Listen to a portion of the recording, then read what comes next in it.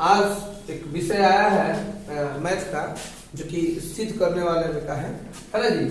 Theorem है वृत्त की बराबर जीवाएं केंद्र बराबर कोण अंतरित करती है, ठीक ना। इस थ्योरम को सॉल्व करने से पहले वृत्त से संबंधित कुछ जानकारियों को अच्छी तरह से समझ लीजिए और फिर हम इसको प्रूव करेंगे, ठीक ना। सबसे पहली बात यह है कि वृत्त यानी कि सर्किल क्या है, ठीक है। पहले हम वृत्त से संबंधित जानकारियों को समझेंगे और फिर लास्ट में हम थ्योरम को सॉल्व कर लेंगे। वृत्त क्या है, तो हम किसी भी प्रकार यानी कि डिवाइडर जिसको कहते हैं, ठीक है, कंपास भी कहते हैं कोई भी। अगर हम डिवाइडर से कोई भी कितना भी हम लोग क्या करते हैं, दूरी बना करके, है ना जी, एक जो गोलाकार जो हम आकृति को बना लेते हैं, उस गोलाकार आकृति को हम क्या करते हैं, वृत्त कहते हैं। क्या कहते हैं, इस गोलाकार आकृति को हम वृत्त कहते हैं। वृत्त में ये जो बिंदु जो दिख रहा है, इस बिंदु को हम लोग प्रायः केंद्र कहते हैं। क्या कहते हैं, इनके सेंटर कहते हैं, ठीक है। और ये सेंटर जो है बिल्कुल इस गोलाकार आकृति के ठीक बीचों बीच में होता है, ठीक है। ये हुआ वृत्त। अब त्रिज्या क्या होती है, तो त्रिज्या को हम लोग इंग्लिश में रेडियस कहते हैं। त्रिज्या होती है कि त्रिज्या एक सीधी रेखा होती है, ठीक है, एकदम सीधी स्ट्रेट पाथ होती है, जो वृत्त के केंद्र से चलती है और परिधि को एक तरफ छू लेती है। इसको हम लोग क्या कहेंगे, त्रिज्या रेडियस कहेंगे, जिसको हम लोग r से रिप्रेजेंट करते हैं। अब इसी को यदि हम बराबर दूरी इधर बढ़ा देते हैं तो एक सीधा रेखा प्राप्त हो गया, ठीक है। इसको हम लोग नेमिंग कर देते हैं AOB। अब ये जो AOB जो है, अब ये सीधी एक रेखा बन जा रही है, सीधी, है ना जी, जो केंद्र से होकर सेंटर से गुजर रही है। अब इसको हम लोग क्या कर देंगे, व्यास कह देंगे। और व्यास को हम लोग क्या करते हैं, व्यास को हम लोग डी से रिप्रेजेंट करते हैं। व्यास जो है वो परिधि को दोनों तरफ टच करती है और केंद्र से होकर गुजरती है, इसको हम लोग व्यास कहते हैं। अब आता है एक जीवा। जीवा किसे कहते हैं, जीवा को कॉर्ड कहते हैं इंग्लिश में। तो देखिए, जीवा भी व्यास की तरह ही दिखता है, लेकिन जीवा जो है वो वृत्त के केंद्र से होकर के नहीं गुजरती है, ठीक है, लेकिन परिधि को दोनों तरफ छुएगी। देखिए, व्यास भी परिधि को दोनों तरफ छुआ है और ये जो जीवा जो है ये भी परिधि को दोनों तरफ छूती है, लेकिन व्यास केंद्र से होकर नहीं जाती है। सॉरी, जीवा जो है केंद्र से होकर के नहीं जाती है और व्यास जो है वो केंद्र से होकर के जाती है, ठीक है। ये बात समझ में आ गई। और देखो, अब ये जो है जीवा जो है, जब जीवा को हम खींचेंगे तो वृत्त दो बराबर भागों में नहीं बढ़ती है, ठीक ना। और जब हम व्यास को खींचेंगे तो वृत्त दो बराबर भागों में बट जाती है। कुछ इस तरह से इसका डायग्राम बनता है, ठीक ना। अब ये जो है, इसको जो हम अर्धवृत्त कह सकते हैं, क्योंकि अर्ध का मतलब होता है आधा और वृत्त। लेकिन जब व्यास को खींचा करते हैं तो वृत्त दो बराबर हिस्से में बढ़ जाती है, इसको हम लोग अर्धवृत्त कहा करते हैं, ठीक है। अब चलिए, ये अर्धवृत्त हुआ, लेकिन जीवा जब खींचेंगे तो अर्धवृत्त बनता नहीं है। तो क्या बनता है, उस चीज को समझिए। इसको हम लोग कहेंगे वृत्तखंड का टुकड़ा कहेंगे। क्या कह देंगे, वृत्तखंड का टुकड़ा कहेंगे। वृत्तखंड किसे कहते हैं, तो जब कोई वृत्त को कोई जीवा अगर उसे क्या करे, काट देती है, तो वृत्तखंड का निर्माण होता है। अब यहाँ वृत्तखंड दो बन रही है। एक हो गया ये नीचे वाला हिस्सा, इसको कहेंगे लघु वृत्तखंड यानी कि छोटा वृत्तखंड, और ऊपर वाली टुकड़ा जो बच रही है, यहां से ऊपर जो बच रही है, इसको कहेंगे दीर्घ वृत्तखंड, ठीक ना। लघु दीर्घ वृत्तखंड हो गया।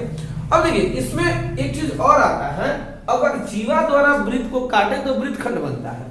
अगर हम त्रिज्या द्वारा काटे तो क्या बनेगा, इसको कहते हैं त्रिज्याखंड। क्या कहते हैं, केक का पेस्ट्रीज, केक का टुकड़ा होता है ना, जिसको पेस्ट्रीज कहते हैं हम लोग इंग्लिश में। तो ये होता है, जैसे कि अब ये भी आपको त्रिज्या, ये भी त्रिज्या है, तो इस टुकड़ा को हम लोग क्या कह देंगे, इस टुकड़ा को हम लोग त्रिज्याखंड कहेंगे, ठीक ना। तो एक छोटा सा टुकड़ा ऐसे आउट हो गया ना, बाकी ऊपर का हिस्सा बच गया, तो इसको हम यहां से मिटा देते हैं। तो देखिए, एक टुकड़ा यहां से आउट हो गया है।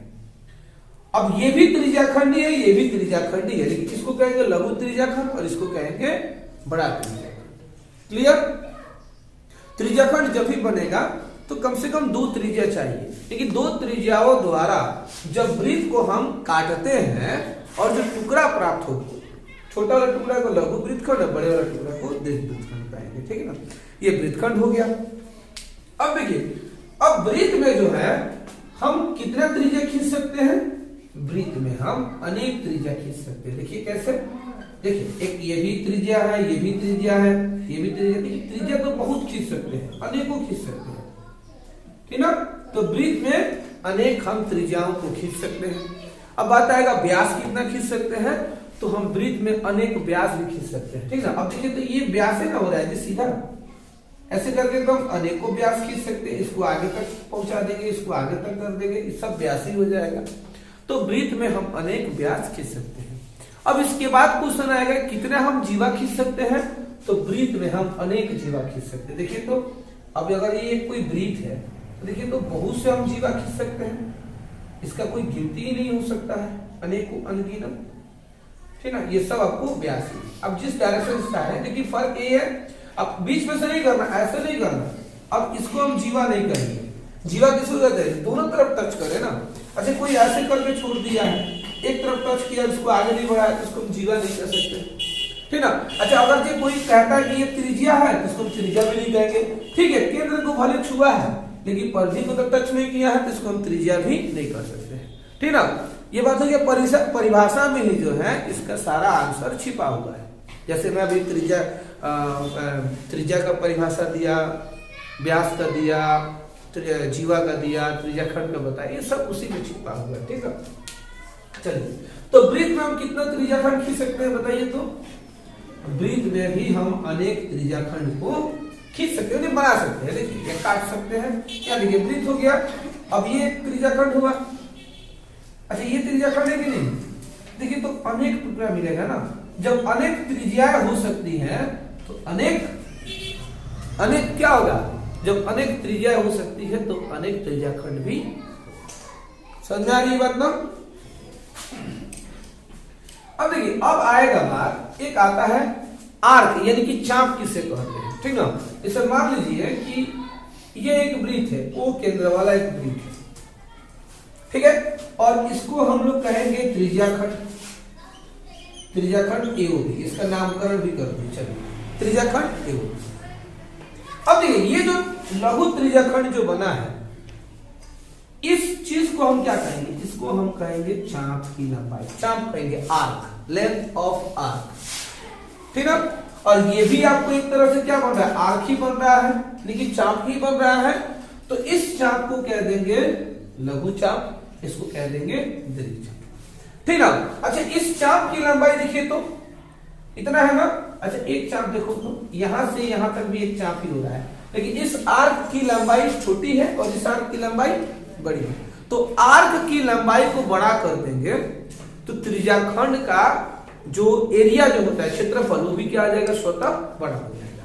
कहने का मतलब यह है कि अगर हम आर्क की लंबाई को बड़ा कर देते हैं तो किसी का भी एरिया हो, चाहे वो वृत्तखंड का क्षेत्रफल हो या फिर त्रिज्या खंड का क्षेत्रफल, वो स्वतः क्या आ जाएगा? बड़ा हो जाएगा। देखिए वृत्तखंड का एरिया कैसे बढ़ रहा है। अब देखिए अब ये एक वृत्त है, ठीक ना, इसका केंद्र हो गया। अब देखिए यहां से यहां तक हमने एक जीवा खींचा, तो वृत्तखंड बना।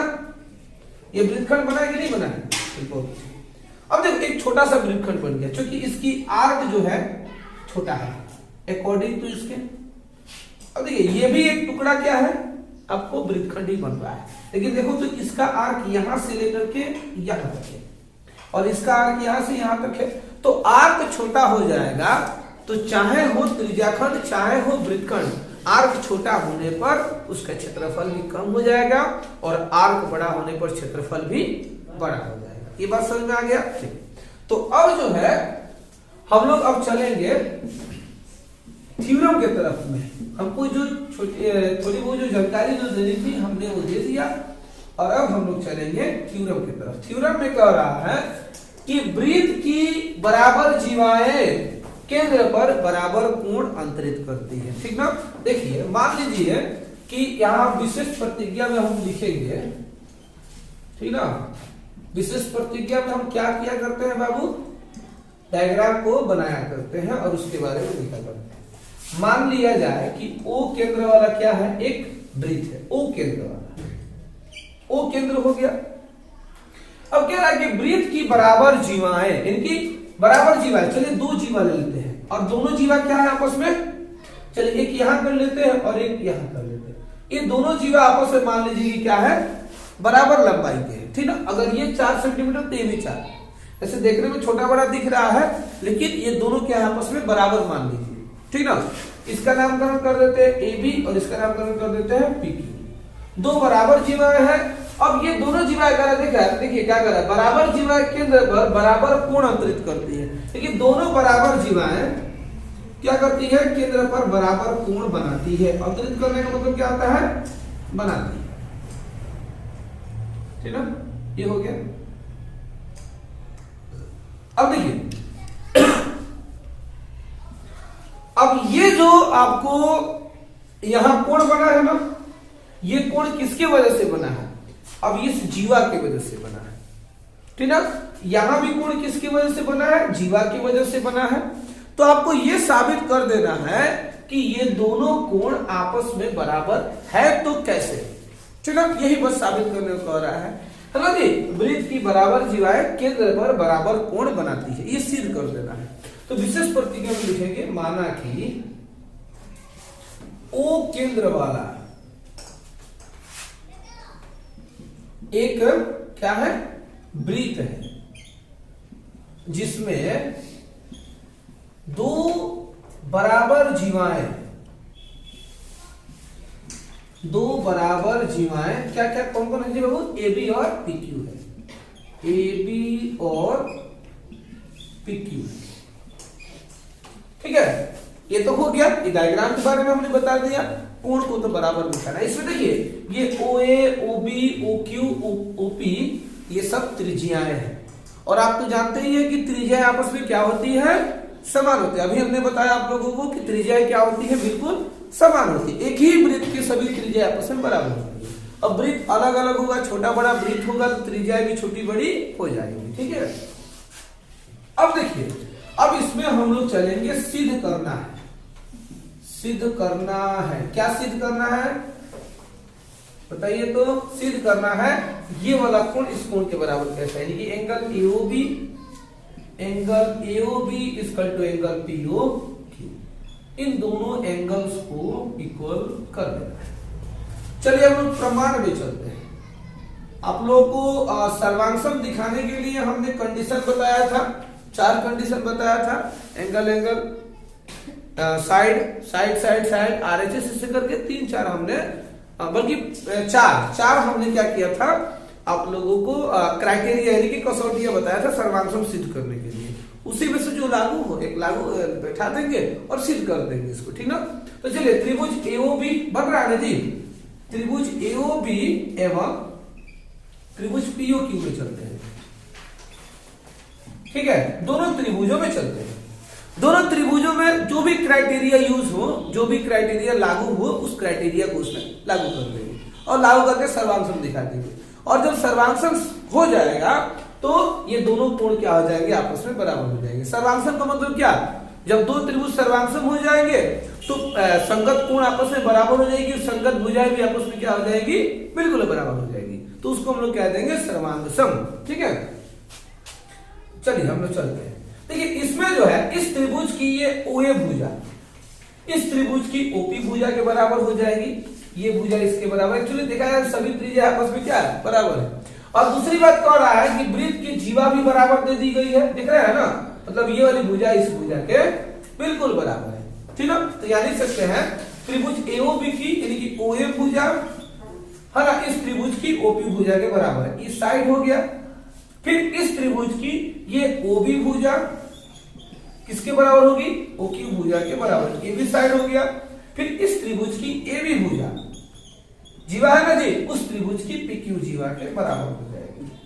तो यानी कि साइड लागू हो रहा है ना जी। तो यहां लिखेंगे साइड सर्वांग समता कसौटी से।